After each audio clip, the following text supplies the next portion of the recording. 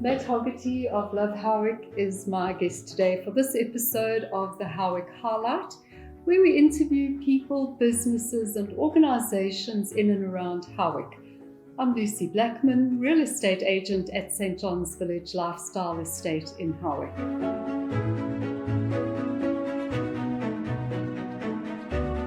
Matt, thank you for joining us today.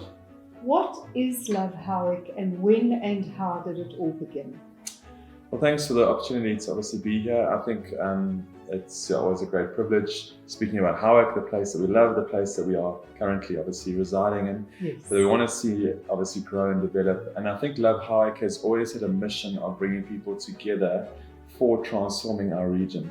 And so Love Howick started 6 years ago this month. We're actually celebrating our birthday Congratulations. tomorrow. Happy So birthday. this is a great time to obviously speak about Love Howick, because 6 years later, our mission is even that much stronger, and we want to see people come together to see a beautiful region, see people prosper, and obviously see our town grow to what it's meant to be, which is a top-class destination, both to live and also to visit and invest in. And I think that's really our approach. And so our aim in starting Love Howick was actually more by accidents than intentionality, because again, 6 years, rewind 6 years, I think our community was going through a lot of challenges, as most of South Africa, in terms of just various problems, and the narrative across our community was, in my opinion, very negative. And again, I don't say our community, excluding myself, I think I was pretty negative myself.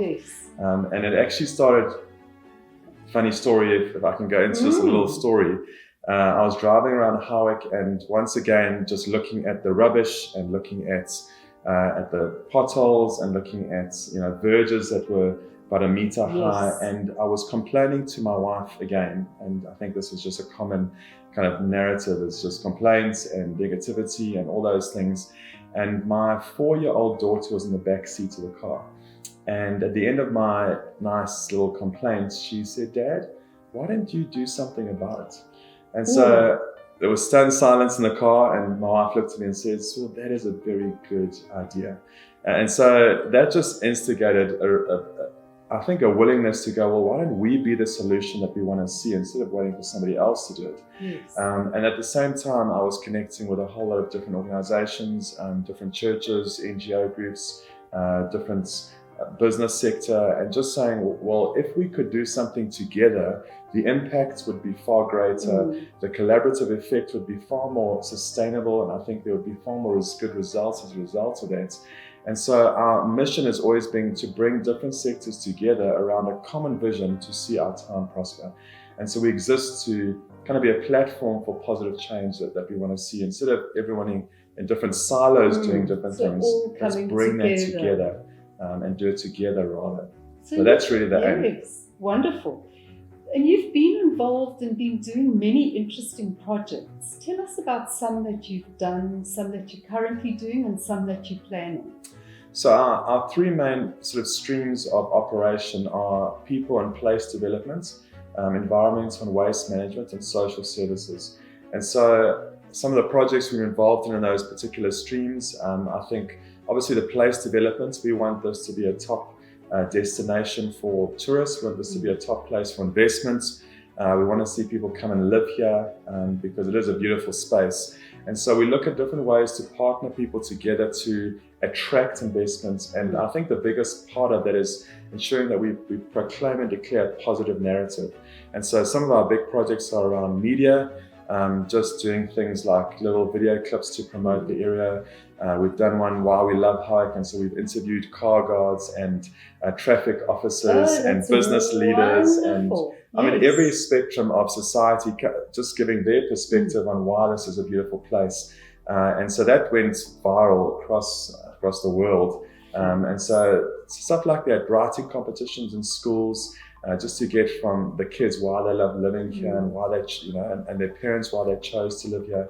And so I think the narrative is the most important thing, because if we can start to speak and think and kind of like have an attitude of positivity, a lot more gets done, and we start to see a better result at the end of the day. So those are some of the early days.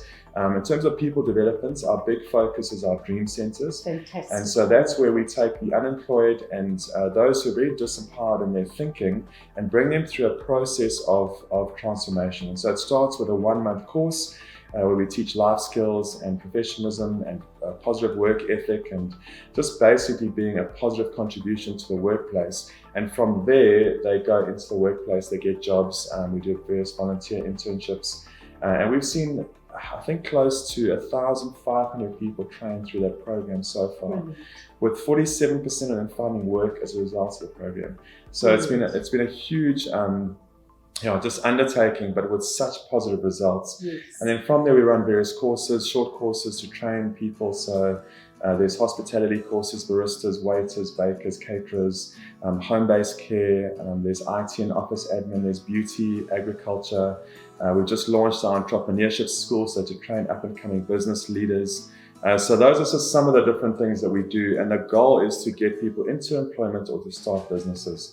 In the environmental and waste sector, we've started recycling projects where 42 businesses are now recycling through our programs, which means our CBD area is becoming a big green zone. Instead of people discarding rubbish irresponsibly, they offload it with us, and we make sure that that gets to the right place. And obviously we use those funds to generate income to go back into the program. You've seen our bins. We've done a bin campaign, putting bins around the CBD. And then brush cutting, beautification, landscaping, taking out all the alien invasive plants everywhere. So basically just making sure our environment stays in tip-top shape. And again, it's a collaborative effort. So businesses are involved. We've got some partnerships with local governments as well as other NGOs to do that. Local businesses, I see, are also 100%. involved. Yeah, and I think they're probably the biggest drivers of LoveHowick. And so people ask, well, how do you fund this? How do you make sure this is sustainable? I think when everybody does their part, it becomes sustainable. So some people, like businesses, give funds every month. Others give time, and so volunteering. Other people support us through things like this, where media and social media can just spread a positive word. And so there's various ways to get involved. And I think that's the beauty of LoveHowick, is that everybody's part of it. It's not owned by anybody. It's an NGO. We're all together in this process. And I think the contribution from different sectors make it really a lovely place and a lovely space to be involved in. Under social services, we're obviously looking at the poor and the vulnerable. So we do a street store where we've got those who are really down and out and poor, picking up rubbish and recycling, bringing it to our centre. We give them tokens in exchange for, the rubbish, and then they go and shop for their clothing, they shop for their food. And so it's more a dignified approach to obviously giving back to those who are poor. And as a result of that, we've started to see various workshops in terms of mental health and financial management, and parenting and just relational skills start to develop in those sectors. And so we're excited about the prospects of turning poverty into a place of empowerment, where people can actually start to raise their families in a good environment, get a job, start a business, and be a positive contribution to the society around them. Congratulations. Now, if someone wants to contribute or to volunteer or to get in touch with you, how can they do that? I think the best place is our website, so www.lovehowick.com. There's various, obviously, places there to put your details in and sign up to become a volunteer. We don't have many staff members. The whole organisation is staffed by volunteers. We've got over 1,000 volunteers that work with us in varying capacities. Some are full-time, others are part-time, others just give an hour every month. To plant gardens, or to pick up rubbish, or to train somebody, or to basically just mentor people. We've got a business panel that mentors up-and-coming business leaders. We've got volunteer trainers that work in our dream centres. We've got volunteer gardeners that come in and landscape and work and get their hands dirty. We've got those who fold clothes for our street stores. We've got those who pack food parcels. We've got those who come and do admin and marketing with us. And so basically, if you've got a skill and you've got a passion to make a contribution, jump on our websites. You can visit our office at 72 Main Street, Howick, or phone us on 033 330 3456. Easy number to remember. That is easy. Matt, thank you so much. No, thank you. It's so been a valuable. We really appreciate it. Thank you for watching this episode of the Howick Highlight. If you've enjoyed it, please share it so that others can also discover the wonderful work that LoveHowick are doing.